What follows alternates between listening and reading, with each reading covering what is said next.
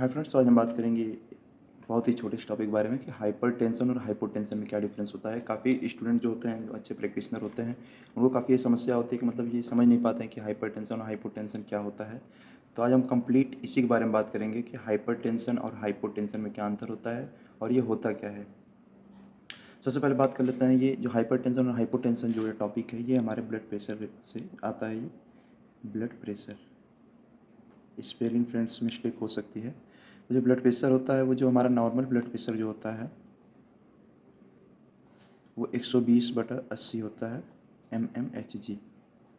mmHg का मतलब होता है मिलीमीटर मर्क्यूरी। फुल फॉर्म इधर लिख दे रहा हूँ। mmHg का फुल फॉर्म होता है मिलीमीटर मर्क्यूरी।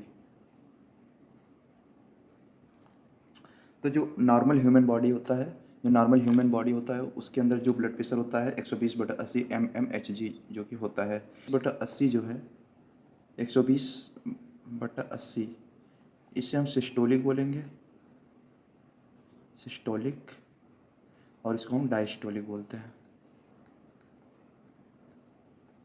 इसको हम लोग डायस्टोलिक बोलते हैं। इसको हम जो 120 है इसे हम सिस्टोलिक बोलेंगे। मतलब ये जो ऊपर का जो हम पारा से जो ब्लड प्रेशर को हम मापते हैं, तो जो ऊपर का जो होता है उसे हम सिस्टोलिक बोलते हैं और ये डायस्टोलिक बोलते हैं। ठीक है, इसका मैं अलग से एक टॉपिक बनाऊंगा कि मतलब ये सिस्टोलिक किसे कहते हैं और डिस्टोलिक में क्या डिफरेंट है, इसमें भी अंतर होता है। तो इसका मैं अलग से एक टॉपिक वीडियो बनाऊंगा। तो अब हम बात कर लेते हैं कि हमारा टॉपिक था हाइपरटेंशन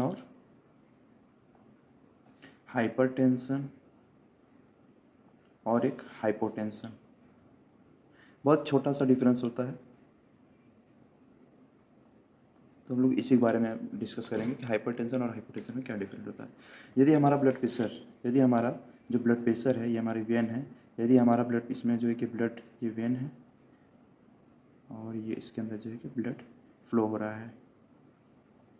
यदि हमारा ब्लड प्रेशर 120/80 को क्रॉस करके अगर इससे ऊपर जा रहा है, अगर 140 है, 140 बटा ये मतलब 80, ये भी बढ़ेगा, 100 हो गया, या फिर 160 और 120, मतलब ये सिस्टोलिक 140 हो जा रहा है, डायस्टोलिक 100 हो जा रहा है, सिस्टोलिक 160 हो जा रहा है, 120 डायस्टोलिक हो जा रहा है, तो हम इसको हाइपरटेंशन बोलते हैं।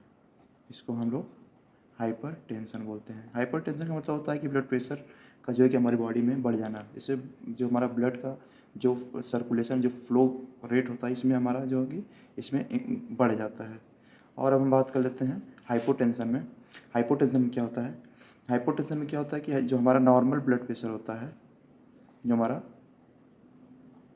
नॉर्मल ब्लड प्रेशर होता है 120/80 mmHg होता है। इसका फुल फॉर्म बताया हूँ, मिलीमीटर मर्क्यूरी।